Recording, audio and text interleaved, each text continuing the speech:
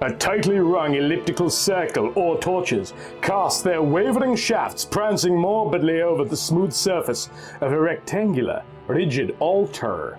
Expertly chiseled forms of grotesque gargoyles graced the oblique rim protubrating the length of the grim orifice of death, staring forever ahead into nothingness in complete ignorance of the bloody rites enacted in their presence. Brown flaking stains decorated the golden surface of the ridge surrounding the altar, which banked to a small slit at the lower right-hand corner of the altar.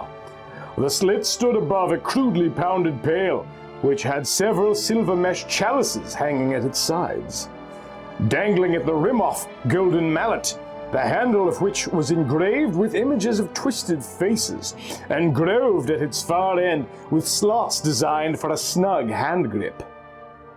The head of the mallet was slightly larger than a clenched fist, and shaped into a smooth, oval mass.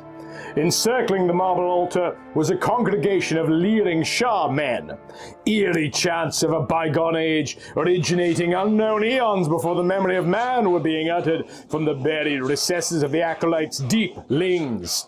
Orange paint was smeared in generous globules over the tops of Thua priests' wrinkled shaven scalps, while golden rings projected from the lobes of their pink ears. Ornate robes of luscious purple satin enclosed their bulging torsos, attached around their waists with silvered silk lashes, latched with ebony buckles in the shape of morose, misshaped skulls.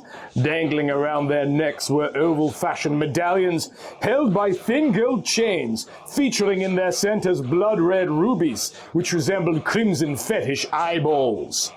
Cushioning their bare feet were plush red felt slippers, with pointed golden spikes projecting from their tips.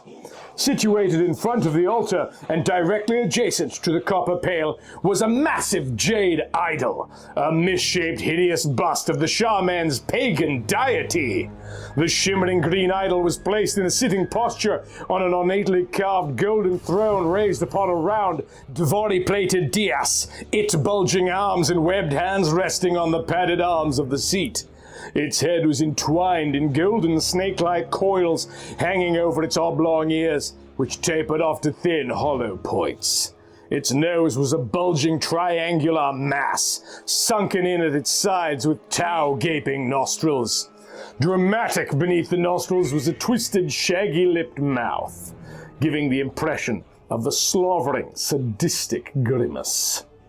At the foot of the heathen deity, a slender, pale-faced female, naked but for a golden jeweled harness enshrouding her huge, outcropping breasts, supporting long silver laces which extended to her thigh, stood before the pearl-white field with noticeable shivers traveling up and down the length of her exquisitely molded body.